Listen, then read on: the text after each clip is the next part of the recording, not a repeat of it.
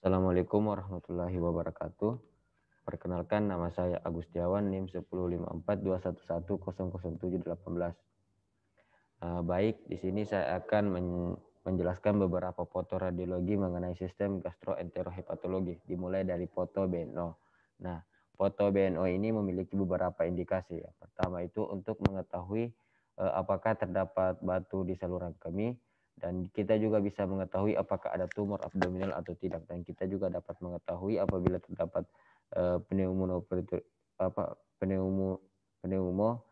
peritoneum, dan kita juga dapat mengetahui apabila terdapat kelainan pada tulang, misalnya fraktur atau spondilitis. Nah, sebelum membaca foto kita harus melakukan beberapa persiapan kepada pasien. Jadi sebelumnya itu 1-2 hari sebelum kita melakukan foto, kita meminta pasien untuk hanya memakan makanan yang mudah dicerna, contohnya bubur.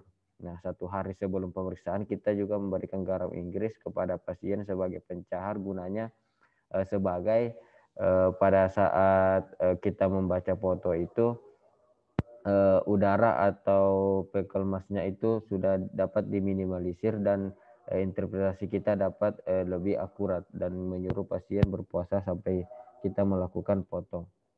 Nah, selanjutnya kita melangkah ke pengambilan foto BNO, dan setelah kita mendapatkan hasilnya maka kita harus menilai foto tersebut seperti namanya, identitas pasien, dan identitas foto. Nah, identitas foto itu meliputi marker. Nah, di sini di foto BNO-nya ini terdapat markernya R, dan posisinya tidak ada. Meskipun tidak ada, anggap saja foto ini posisinya supaya kita dapat melakukan penilaian foto. Nah, selanjutnya menilai identitas pasien. Nah, identitas pasien ini meliputi nama, nomor registrasi, tanggal pengambilan foto, dan lain sebagainya. Nah, setelah memeriksanya dan lengkap, kita akan memasangnya di lightbox dan menyalakan lightbox-nya dan membacanya seakan-akan pasien itu berada di hadapan kita. Nah, di sini ada beberapa yang dapat kita nilai. Nah, yang pertama itu ada fecal mass dan udara. Kita pastikan bahwa fecal mass dan udara itu seminimal mungkin. Namun pada foto ini dapat dilihat bahwa terdapat banyak fecal mass dan udara yang jumlahnya masih banyak seperti pada foto ini. Yang kedua itu ada post line. Nah, pada di post line ini di bagian sinistra pasien terdapat post line, dapat kita lihat di sini. Nah, ini adalah post line di bagian sinistra. Dan di bagian destranya kita tidak dapat melihat post line karena tertutupi oleh udara dan fecal mass. Nah, selanjutnya ada peritoneal fat line. Nah, peritoneal fat line ini yang ini. Nah, di sini di bagian sinistra terdapat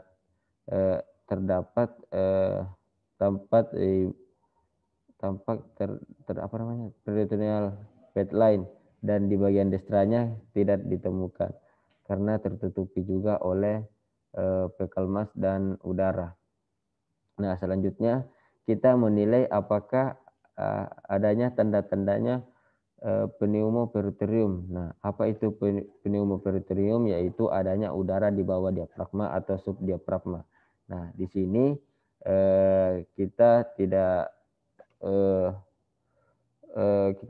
dapat melihat bahwa tidak ada udara di bawah diafragma atau subdiafragmanya. Selanjutnya kita menilai bayangan opositas yang gunanya untuk mengetahui adanya batu pada ginjal dan saluran kemih, dan juga untuk mengetahui adanya massa intraabdominal pada foto. Nah, pada foto kali ini kita tidak dapat melihat adanya bayangan yang seperti itu. Nah, selanjutnya kita menilai sistema dari tulangnya. Nah, kita akan menilai tulang mulai dari tulang vertebra dan tulang punggul. Di sini tidak ditemukan adanya kelainan, baik itu spondilitis maupun kelainan lainnya. Nah, setelah kita menilai foto, hal terakhir yang kita lakukan adalah menarik kesimpulan. Nah, di sini saya menyimpulkan kalau foto ini normal. Nah, selanjutnya kita lanjut ke foto kedua, yaitu foto barium Mil atau MD. Nah, pada foto kali ini sama seperti sebelumnya, kita harus memeriksa identitas foto dan identitas pasien. Sama seperti saya jelaskan sebelumnya, di sini semua identitas tersebut tidak ada pada foto. Namun, kita anggap saja ada. Nah, dan setelah itu kita memasang di foto ini di lightbox sesuai dengan yang saya jelaskan tadi, yaitu seakan-akan berada di depan kita. Nah, setelah kita melakukan penilaian, selanjutnya dilakukan penilaian. Nah, kelainan yang saya temukan pada foto ini yaitu terdapat filling defect, dan kita juga akan menilai terhadap mukosanya. Nah, di sini kita lihat bahwa mukosanya itu irregular, sehingga kesan yang dapat saya tarik dari foto ini yaitu suspek maksa malignansi. Nah, selanjutnya foto ketiga yaitu foto colon in loop. Nah, jadi foto colon in loop ini atau barium enema. Nah, persiapannya itu kurang lebih sama dengan persiapan foto BNO. Apa yang berbeda pada colon in loop ini? Jadi kita akan memasukkan kontras melalui anus. Nah, kontrasnya ini terdiri dari barium sulfat yang kita campur dengan air dengan perbandingan 1:3 sampai 1:6. Nah, kita masukkan di anus, kemudian kontras tersebut akan masuk dari anus, rektum, kolon sigmoideum, kemudian kolon descendens, kemudian kolon transversum dan kolon ascendens sampai di ilium terminal. Nah, setelah kita menyuntikkan kontras melewati anus di sini, kita selanjutnya kita akan memotong pasien. Nah, setelah fotonya datang, sama seperti sebelumnya, kita akan menilai identitas foto dan identitas pasien. Dapat kita lihat di sini kalau identitasnya itu tidak ada. Nah, kemudian kita akan memasang foto ini di lightbox dan kita nyalakan lightboxnya seakan-akan pasien berada di depan kita, dan kita akan melakukan penilaian. Baik, kita mulai dari foto yang pertama. Nah, foto pertama kali ini kontrasnya itu hanya berjalan sampai di kolon descendens, dan foto kedua itu kontrasnya bisa masuk dari kolon sigmoideum, descendens, transversum,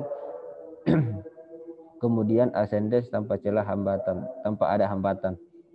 Nah, kemudian yang kedua yang harus kita nilai dari kelainan-kelainan yang tampak yaitu adanya filling defect. Nah, pada foto pertama kita melihat di sepanjang kolon descendens ini terdapat filling defect. Pada foto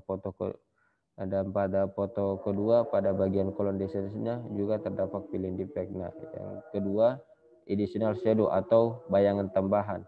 Nah, pada kedua foto ini saya tidak melihat adanya additional shadow atau bayangan tambahan. Nah, yang ketiga ada kaliber lumen atau apakah menyempit atau tidak. Nah, pada foto pertama kita melihat pada bagian kolon descendens dan sedikit dari kolon transversum itu terdapat sedikit penyempitan. Sedangkan pada foto kedua itu dia terjadi penyempitan dari kolon descendens, transversum, ascendens, semua mengalami penyempitan. Selain kita menilai penyempitan, kita juga menilai mukosanya. Pada foto pertama dia itu mukosanya irregular, sedangkan foto kedua itu reguler. Nah, untuk foto kedua kita juga dapat melihat bahwa austranya menghilang. Kemudian pada bagian ini dapat ulcerasi. Selanjutnya kita menilai tulang. Nah, saat kita menilai tulang di sini, tulang pada foto pertama itu intak, namun tulang pada foto kedua itu terdapat kelainan yaitu skoliosis. Dari sini saya menyimpulkan bahwa foto pertama itu adanya suspek kanker kolorektal, dan pada foto kedua itu adanya suspek ulceratif dengan suspek ulceratif colitis dengan skoliosis. Nah, mungkin sekian dari penjelasan dari saya. Wassalamualaikum warahmatullahi wabarakatuh.